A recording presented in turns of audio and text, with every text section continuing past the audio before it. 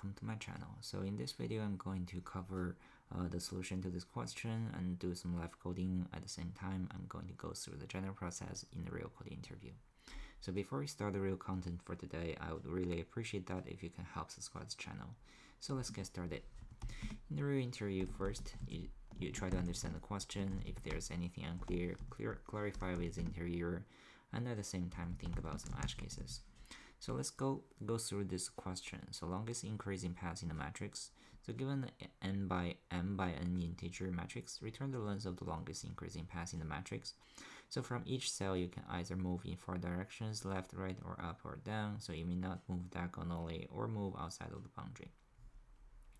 So let's see example 1. You have the matrix something like this, and the output is going to be 4 because the longest path is from 1 to 2 to 6 and then the 9. So something like that. Let's see how to solve this problem. So the next part is about finding a solution. So of course what we could do is we could do some brute force solution, like from each cell we do DFS on top of each one, and then it's something like we use BFS plus recursion. We use recursion plus backtracking to solve this problem. But that's going to be like a exponential solution, which is very brute force.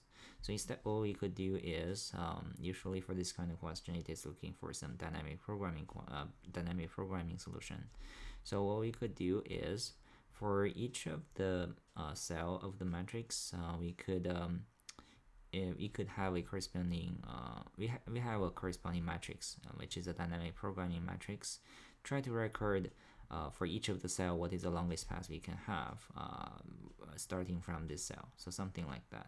So in this case we don't need to do like recomputation of we can save a lot of the recomputation, which is going to be time saving at this moment. So essentially, if we go to the DP solution, we are looking around the runtime as OMN, and also at the same time, the space it is going to be the same. So let's take a look at the next part, which is about coding. So for coding, take care about the speed, don't be too slow, and also at the same time, think about the correctness of the code and the readability of the code. So let's go through this solution at this moment.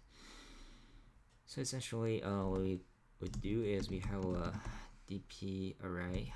Let's say we have the DP array something like int as this is matrix length and this is matrix 0, because it says that the matrix is never going to be empty, so we don't need to worry about like there's 0 within this matrix. So we could start to define this DP matrix something like this. And then what we could do is for each of the cell I is equal to 0 and smaller than matrix length and plus I. For each, it's like we use a 2-layer of the for loop to iterate through the matrix.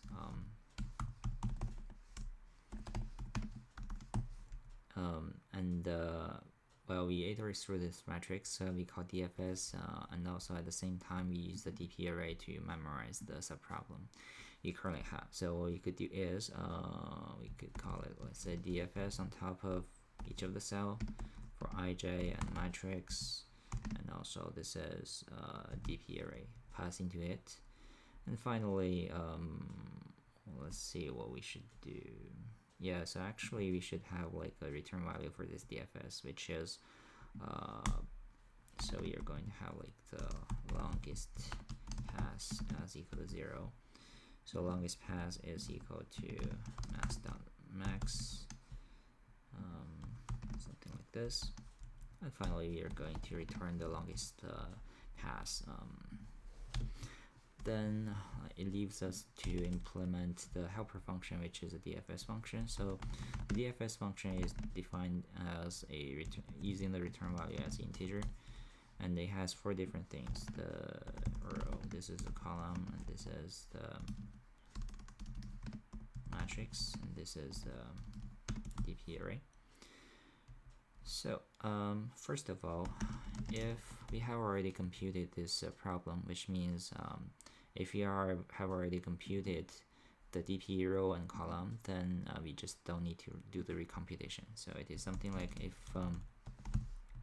this is not equal to if it is larger than 0, then we're just going to return a self without doing any further computation. Otherwise, we have like we are going to go 4 directions. Like for each of the cell, we try to extend in 4 directions to see how far we could go. So this is going to be something like this is -1, 0. This is 1, 0, 0, -1, 0, and 1. So something like this. So it goes through each of the direction. We have the new row and the new column, something like this is a new row is equal to row plus direction 0, and this is a new column as equal to column 1. So if the new row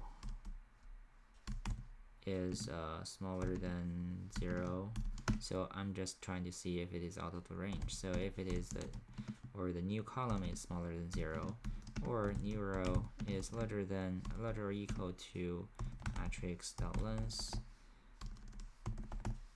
or the new column is larger or equal to matrix 0.length, or something like we have the corresponding next cell which is smaller than the current one. So if you have matrix new row new column, if it is smaller or equal to the current one, then we are just going to not visit the new cell. Then we are just going to continue. Otherwise, what we could do is we could leverage the current result. So let's see what it is. So it should be so it should be something like dp new dp row, and the column is equal to mass.max dp row 1 plus EFS on top of the new row, new column, matrix, and DP. So something like this. And then finally, we are just going to return DP row and column. So that's essentially how this piece of code is something like. And then the next part is about to do some testing. So for testing, we just, for the simplicity of this one, we just rely on this platform to help us do it. Let's see. Alright, so it's wrong answer. Let's see why it is wrong. So it is outputting 3, but we are expecting a 4, something like this. So let's see why it could be something wrong. Well, if we, alright, so if there's no 4 direction of it, okay, so I think I understand what is wrong here. So essentially you should do something like this.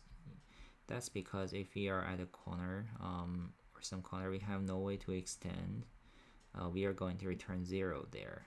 But so for example, when we at 1, there's no way for us to extend in 4 directions.